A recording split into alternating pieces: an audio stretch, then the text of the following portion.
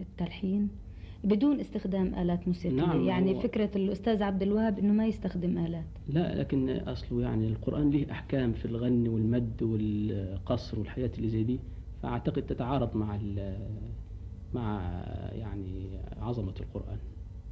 يعني نفس التجويد الموجود في القرآن أنا بتهيأ إنه يعني يكفي. طبعا، لأن الصوت هو نفسه نبراته، والإنسان كل الآيات اللي بيطلعها دي نهاوند، دي رصد، دي بتاع كل القراءة الإنسان يعني متعلمها. يعني بنقدر نقول إنه القرآن ملحن. ملحن طبيعي. يعني الفكرة مو جديدة.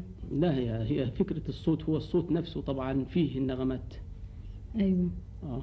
طيب فضيلة الشيخ، أنت بتسمع أغاني؟ نعم، بسمع أغاني كثيرة جدا. مين بيعجبك من المطربين والمطربات؟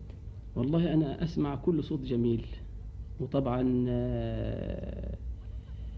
الصوت الجميل زيادة بسمعه من السيدة أم كلثوم، كوكب الشرق والغرب، سيدة الطرب، سيدة الغناء.